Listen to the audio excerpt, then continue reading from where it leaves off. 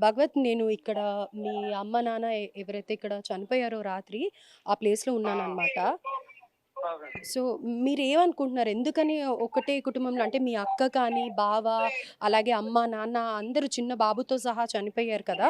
So, ఆ! అనుమానం ఉంది బాబుని ముందుగా చంపేసి తర్వాత వీళ్ళు చనిపోయారు. ఏ ఇబ్బందులతోనో అందరూ కలిసి చనిపోయారు. సూసైడ్ చేసుకున్నారు అని అంటున్నారు.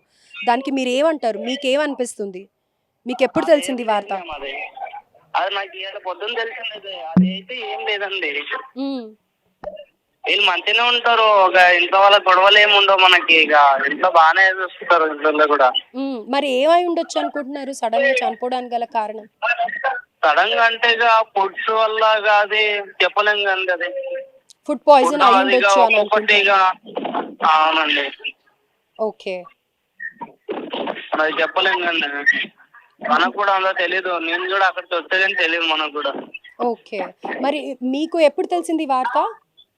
ఇయ్యాల పొద్దున తెలిసింది మ్యామ్ 6 గంటలకల్లా. పొద్దున తెలిసింది. రైట్. అయితే మీరిప్పుడు వస్తూ పొద్దున ఉన్నారా? దారిలో ఉన్నారా? దారిలోనే మ్యామ్ వస్తున్నాను. ఓకే. అంటే ఆర్థిక సమస్యలేవి లేవా? వీళ్ళ మధ్య విభేదాలు కానీ, అలా బావకి ఏం ఉద్యోగం ఉండటం కానీ అలా?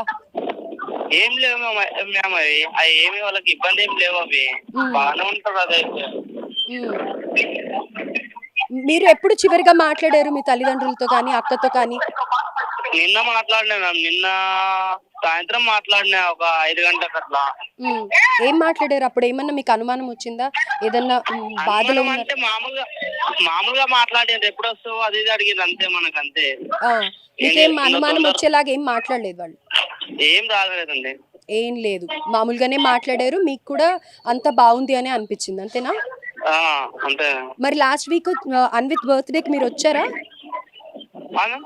అన్విత్ బర్త్‌డేకి మీరొచ్చారా లాస్ట్ వీక్? వచ్చానండి.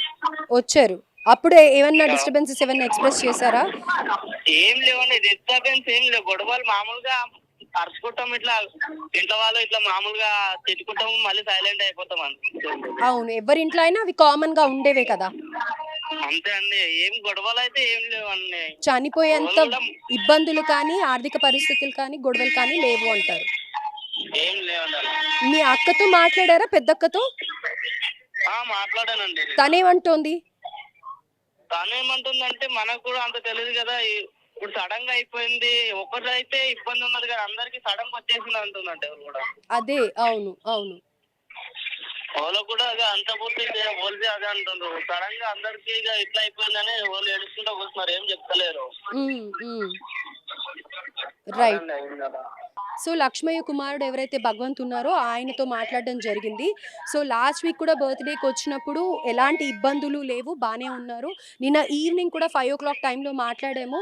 అప్పుడు కూడా ఎలాంటి ఇబ్బందులు ఏమి ఎక్స్‌ప్రెస్ చేయలేదు. మామూలుగా చిన్న చిన్న గొడవలు ఉంటాయి కానీ, అంత చనిపోయేంత గొడవలైతే పెద్దగా ఏమీ లేవు అననేసి చెప్తూ ఉన్నారనమాట.